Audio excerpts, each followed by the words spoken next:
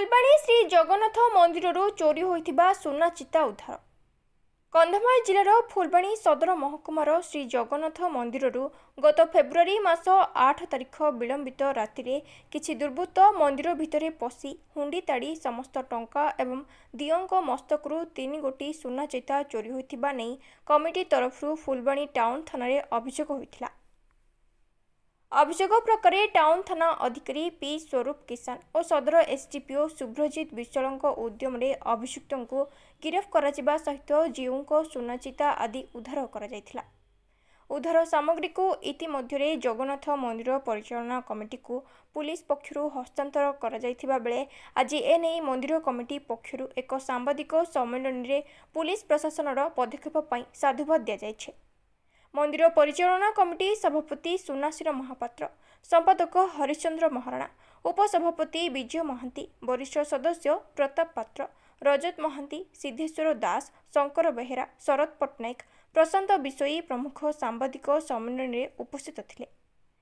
प्रभु जगन्नाथ सुना चिता मिलवा जानिबा परे पूजक शंकर पाढ़ी, कालिया पाढ़ी और असित पंडा समेत मंदिर अन्य सदस्य और भक्तवृंद विशेष खुशी व्यक्त करछन्ते।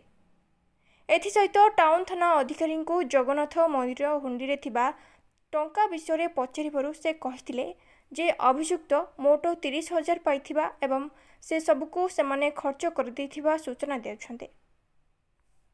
फुलबाणीरू आदित्य त्रिपाठी को रिपोर्ट, जिला खबर।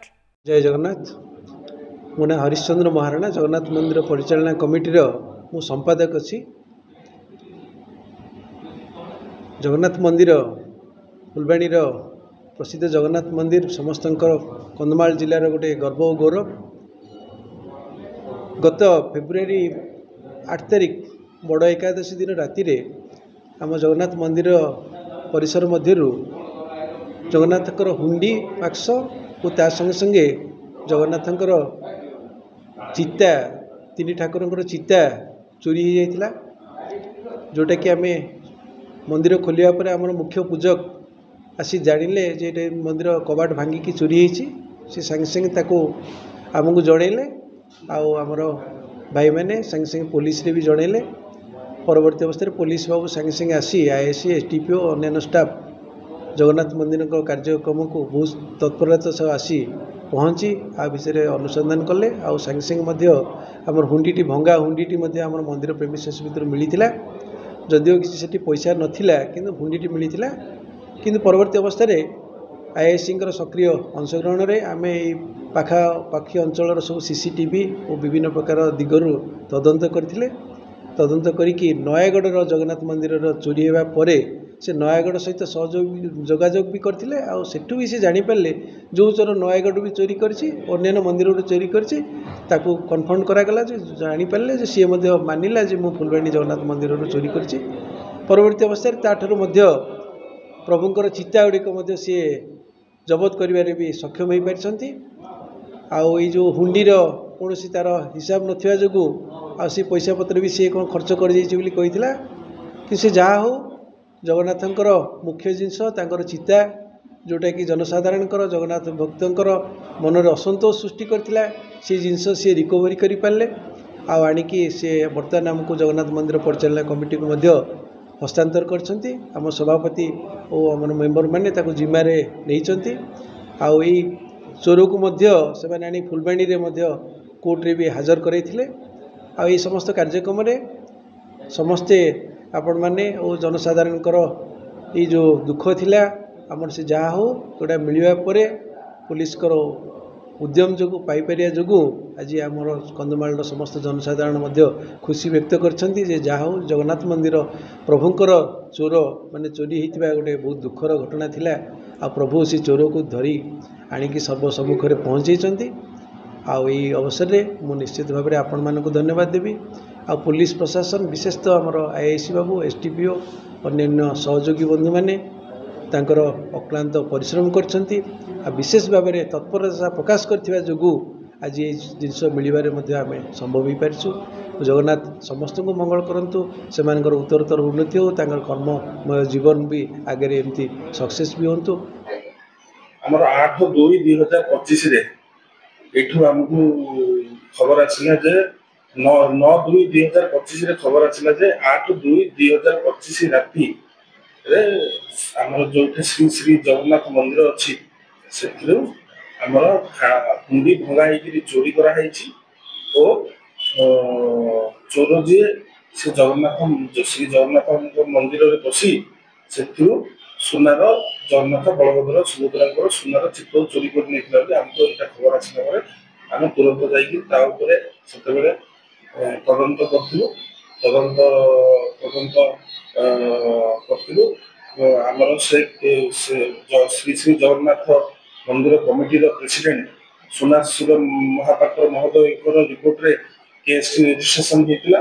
ରେଜିଷ୍ଟ୍ରେସନ ହେଲା ପରେ ମୁଁ ନିଜେ ଏଇ କେସ୍ର ତଦନ୍ତ ଭାର ମୁଁ ନିଜେ ନେଇଥିଲି। ତାପରେ ଆମେ ସେତେବେଳକୁ ସାଇଣ୍ଟିଫିକ ଟିମ୍ ଡଗ୍ ସ୍କ୍ୱାଡ୍ ସବୁ ଡାକିକିରି ଆମେ ତାର ତଦନ୍ତ ପ୍ରକ୍ରିୟାକୁ ଜୋରଦାର କରିଥିଲୁ। ସମସ୍ତ ପ୍ରକାର ସିସିଟିଭି ମଧ୍ୟ ଭେରିଫାଏ କରିଥିଲୁ। ଓ ସେଠାରେ ଦେଖିବାକୁ ପାଇଥିଲୁ ସେତେବେଳକୁ ସେଇଠି ଯୋଉ ସ୍ପଟଟା ଥିଲା ସେ ସ୍ପଟଟା ପୁରା ସ୍କାଟର୍ଡ ହେଇକି ଥିଲା। ସେଇଠାରେ ଦାନଗୁଣ୍ଡି ଗୋଟେ ଦୂର ଜାଗାରେ ଭାଙ୍ଗିକିରି ତାଲା ଭାଙ୍ଗିକି ପଡିଥିଲା ଓ ସେଥିରେ 263 ଟଙ୍କାର କଏନ କେବଳ ଥିଲା। ମାନେ ସେ ଦାନଗୁଣ୍ଡିର ସମସ୍ତ ଟଙ୍କା ମାନ ଚୋରି ହେଇଯାଇଥିଲା। ତ ସେଇଟାକୁ ଜବତ କରିଥିଲୁ ଓ ଜବତ କରିକି ତଦନ୍ତ ପ୍ରକ୍ରିୟାକୁ ଆଗକୁ ନେଇଥିଲୁ। ଆଗକୁ ନେଲା ପରେ ପ୍ରଥମେ ଆମକୁ କିଛି ମିଳିନଥିଲା, ଆମ ହାତ ଖାଲିଥିଲା।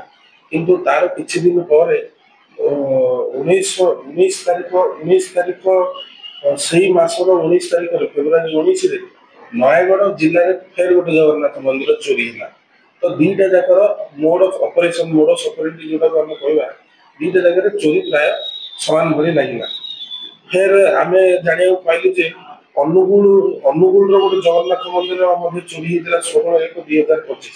ତ କୋଉଠି ନା କୋଉଠି ଏଇ ସବୁ ଜଣେ ହିଁ କରିଲା ଭଳି ଆମକୁ ଆମର ସେତେବେଳର ପ୍ରାରମ୍ଭିକ ତଦନ୍ତରୁ ଜଣା ପଡିଥିଲା। ତାପରେ ସେତେବେଳେ ଆମର ନୟାଗଡ଼ ଆଇଆଇସିଙ୍କ ସହିତ ଆମେ କଥାବାର୍ତ୍ତା ହେଇଥିଲୁ। ହେଲା ପରେ ସେଠାରେ ସିସିଟିଭି ମଧ୍ୟ ପାଇଥିଲୁ ଓ ନୟାଗଡ଼ ଆଇଆଇସି ମଧ୍ୟ ସେତେବେଳେ ଦେଇଥିଲେ ରଶ୍ମି ରଞ୍ଜନ ମହାପାତ୍ର ସାର୍, ସିଏ ମଧ୍ୟ ବହୁତ ପରିଶ୍ରମ କରିଥିଲେ। ତାପରେ ତାକୁ ନୟାଗଡ଼ ଆଇଆଇସି ଚୋରକୁ ଧରିଥିଲେ। ଧରିଲା ପରେ ମତେ ଜଣେଇଥିଲେ।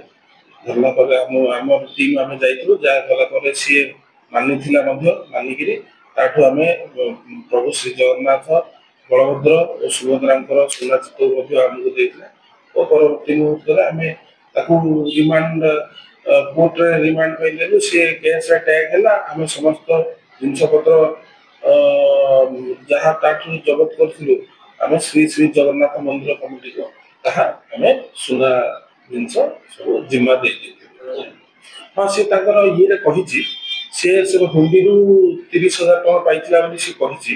ମୁଦଲା ଯେ ସେ କହିଛି ହୁଣ୍ଡିରୁ 30,000 ଟଙ୍କା ପାଇଥିଲା, କିନ୍ତୁ ସେ ପଇସାକୁ ସେ ସେତିକି ଦିନ ବ୍ୟବଧାନ ଆମେ ଧରିବାର ଚୋରି ହେବାର ଆଉ ତାକୁ ଧରିବା ମଧ୍ୟରେ ଯୋଉ ବ୍ୟବଧାନ ଥିଲା ସେ ଭିତରେ ସେ ବହୁତ ଖର୍ଚ୍ଚ ବାର୍ଚ୍ଚ କରିଦେଇଛି ସେ ଟଙ୍କାଟାକୁ। ତେଣୁକରି ଟଙ୍କାଟି ତାଠୁ ରିକଭରି ହେଇପାରିଲା ନାହିଁ। ତାଠୁ କେବଳ ଆମେ ଜଗନ୍ନାଥଙ୍କର ବଳଭଦ୍ରଙ୍କର ଆଉ ସୁଭଦ୍ରାଙ୍କର ସୁନାର ଚିତ୍ର ଗୁଡାକ ଜବତ ହେଇଥିଲା। ନାଇଁ, ଆମେ ସେତେବେଳକୁ ଦିଟା ଟିମ୍ ମୁଁ ନିଜେ ବୁଲୁଥିଲି ପ୍ଲସ୍ ଆମର ଆଉ ଗୋଟେ ଟିମ୍ ବି ଆମେ ସେତେବେଳେ ବୁଲୁଥିଲୁ। ଏସ୍ପି ସାର୍ଙ୍କର ଓ ଏସ୍ଡିପିଓ ସାର୍ଙ୍କର ଆଉ ତତ୍ତ୍ୱାବଧାନରେ ଆମର ବୁଲିକିରି ସେତେବେଳକୁ ଚୋରକୁ ଧରିବା ପାଇଁ ତଦନ୍ତକୁ ପୁରା ଜୋରଦାର କରିଥିଲୁ। ସେତେବେଳେ ସେ ବର୍ତ୍ତମାନ ଜେଲରେ ଅଛନ୍ତି।